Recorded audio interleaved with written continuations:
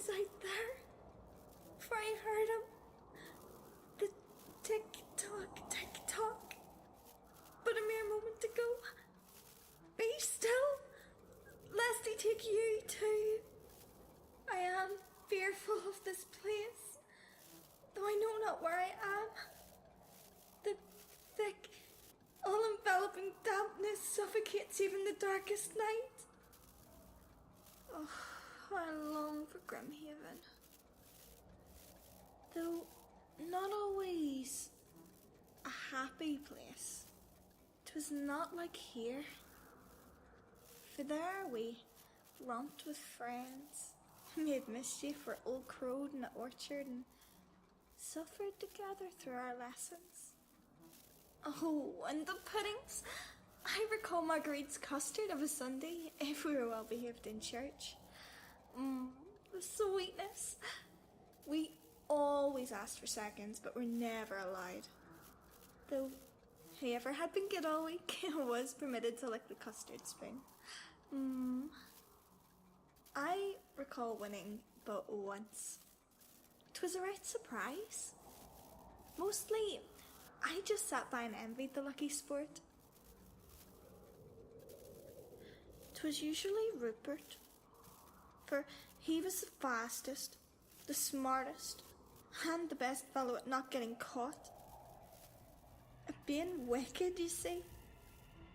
For Rupert was also the cruelest and most cunning. But never when the grown-ups were watching.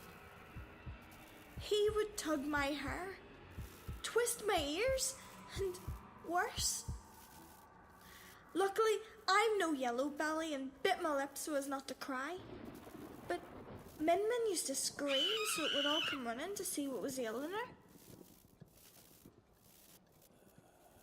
Even Hattie was afraid of him, for I could see it in her eyes, and the tiny beads of perspiration that glistened under her nose whenever she told an untruth, which was quite often.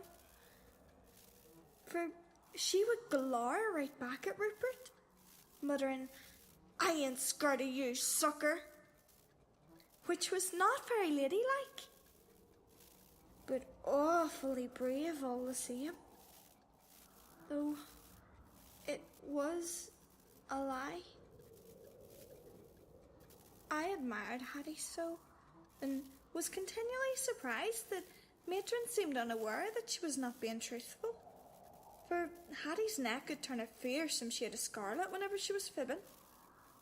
It was quite obvious to me, but perhaps because I'm rather small and was therefore looking up, whilst Matron was always peering down over the edge of her enormous bosom.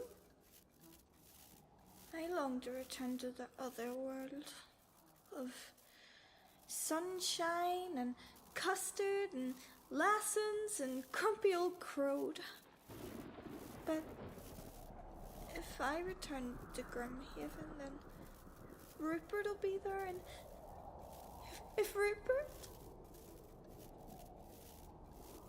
It was a sunny morning, and as I sat on the steps, playing quietly with my dear jingle ball, Rupert beckoned me over, saying that he had a duckling to show me, that he had found it down by the little creek, and that perhaps I could raise it. He'd placed it in an old painted box for safekeeping, and together we crouched over the gaudy object, lest the wee duck escape. Slowly, Rupert handed me the box, and as I gently unhooked the fragile lid, a ghastly shriek pierced my senses, and out flew a vile little clown man on a spring, as if to attack me. I screamed with fright and ran, throwing the box to the ground as I did so, with Rupert in hot pursuit. He caught me, of course, and laughed at my distress, tugging my hair and calling me crybaby. as my tears fell, he pinched my arm, muttering, "And that's for throwing away my jack-in-a-box, little brat." Worse was to come, for without a word, Rupert scooped up my beloved jingle ball, ran to the cellar, and tossed it down the stairs. I could hear the tiny bell jingling as it rolled deep into the darkness, and begged Rupert to retrieve it. But to no avail. I had not the courage to venture down into the cellar's shuddering blackness, and although John Jones searched on my behalf, it was never found. It had been my mammy's ball when she was a wee maid, and my pain at losing such a precious memento left me sobbing into my bedclothes night after night. I am not safe wherever I go, in this place or the other. Is there no secure haven? For whilst the one here does not laugh or mock or pinch legs and arms, it is no better. The ticking squeezes my heart so tightly that every drop of happiness is wrung from my soul, just as cook wrings the red-grey dishcloth after supper and Mr. Crow wrings the necks of the old hens who refuse to lay. I am frightened. There is too much darkness in this place. Let me hide.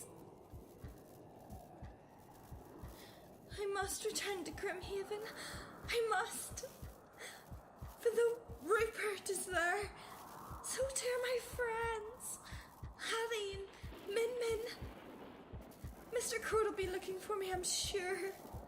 I must return, I must, for it is getting late and matron will scold. Please, where is my jingle ball? For though John searched, he had no candle. Help me,